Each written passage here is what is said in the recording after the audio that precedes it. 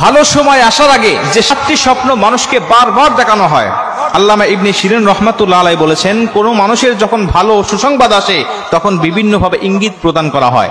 যদিও আমরা বিশ্বাস করি আমাদের ঈমানের অন্যতম একটি অংশ হলো খায়রিহি ওয়া শাররিহি মিনাল্লাহি তাআলা, আমাদের ভালো মন্দ, আমাদের খারাপ, আমাদের ভালো সবকিছু কিন্তু আল্লাহ পাক নির্ধারণ করে রেখেছেন, আমাদের তাকদীরটা নির্ধারণ করা আছে।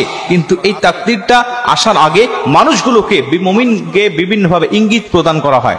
আল্লাহ রাসূল সাল্লাল্লাহু আলাইহি ওয়াসাল্লাম বলেছেন, মুমিনের স্বপ্ন হলো নবুয়তের 46 ভাগের 1 ভাগ।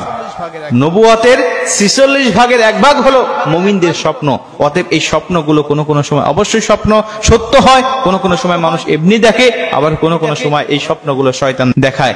এই জন্য আমাদেরকে বুঝতে হবে, যখন কোনো স্বপ্ন দেখবেন, কোনো ভালো আলেম যারা জানেন, ব্যাখ্যা করতে পারেন, তাবির করতে পারেন, তাদের কাছ থেকে এই তাবিরটা করে নেবেন বা জেনে নেবেন। কোনো মূর্খ মানুষের কাছে, কোনো ইসলাম বিদ্বেষীদের কাছে, কোনো কাফের মুশরিকদের কাছে স্বপ্নের ব্যাখ্যা করা বা ব্যাখ্যা চাওয়া এটা সম্পূর্ণভাবে নিষেধ আছে। এজন্য আপনার কাউকে এই কথাগুলো, যাদেরকে বলার কথা তাদেরকে বলবেন, অন্যান্য মানুষকে এই সমস্ত প্রশ্ন, স্বপ্নের কথা আপনারা জিজ্ঞেস করবেন না। ভালো অবস্থা, সুসংবাদ বা সুসময় আসার আগে 7টি ইঙ্গিত প্রদান করা হয় বা 7টি স্বপ্ন দেখানো হয়। আল্লামা ইবনে শিরিন রহমাতুল্লাহ আলাইহি বলেন, প্রথম নম্বর ইঙ্গিত বা প্রথম নম্বর স্বপ্ন মানুষ বেশি বেশি দেখতে থাকে, আর সেটা হলো কন্যা সন্তান জন্ম দেওয়া। কন্যা সন্তান যখন জন্ম হবে, এমন স্বপ্ন যদি কোনো মানুষ দেখে, তাহলে সে যেন বুঝে নেয় যে তার জন্য আল্লাহ পাক সামনে ভালো কিছু রেখেছেন। কারণ আল্লাহ রাসূল সাল্লাল্লাহু আলাইহি ওয়াসাল্লাম বলেন, কন্যা সন্তান হলো যেই ঘরে কন্যা সন্তান থাকে, সব সময় আল্লাহর রহমত বর্ষিত হতে থাকে, আল্লাহ পাক ওই ব্যক্তির উপরে সন্তুষ্ট আছে। এজন্য যদি কোনো মানুষ স্বপ্নে দেখেন কন্যা সন্তান জন্ম দিয়েছেন, তাহলে বুঝে নেবেন আপনার সংবাদটা ভালো, আপনার সামনে আল্লাহ পাক আপনার জন্য ভালো কিছু রেখেছেন। 2 নম্বরে, যদি কোনো মানুষ আমার নবী আখিরি জামানার শেষ নবী মুহাম্মদুর রাসূলুল্লাহ সাল্লাল্লাহু আলাইহি ওয়াসাল্লামকে যদি স্বয়ং স্বপ্নে দেখতে পারেন, তাহলে আপনি শুধু দুনিয়ার জমিনে ভালো কিছু পাবেন তা নয়, আপনার জন্য আখিরাতে অনেক কিছু ভালো রেডি রয়েছে। জোরে কোন সুবহানাল্লাহ।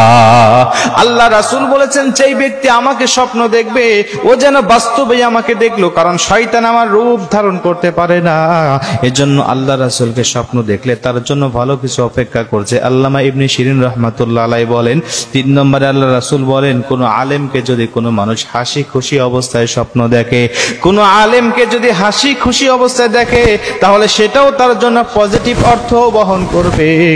4 নম্বর অর্থ হলো, যদি কোনো মানুষ স্বপ্ন দেখে কাবা চত্বর তিনি তাওয়াফ করছে, কাবাতে সে তাওয়াফ করছে, আল্লাহর ঘর কাবাকে, বাইতুল্লাহকে যদি কোনো মানুষ তাওয়াফরত অবস্থায় দেখে, আল্লামা ইবনে শিরিন রহমাতুল্লাহ আলাইহি বলেন, ওই ব্যক্তিকেও ভালো কিছু সুসংবাদ তার জন্য অপেক্ষা করছে। 5 নম্বরে আল্লামা ইবনে শিরিন রহমাতুল্লাহ আলাইহি বলেন, নামাজে ইমামতি করা অবস্থায় যদি কোনো মানুষ স্বপ্ন দেখে যে আমি নামাজের ইমামতি করছি, তাহলে অবশ্যই এই অর্থটা ভালো বহন করবে। কিন্তু যদি কোনো মানুষ দেখে বসে নামাজ পড়ছে বা শুয়ে ইশারায় নামাজ পড়তেছে, তাহলে এটা অসুস্থতা হওয়ার লক্ষণ দেখা যায়।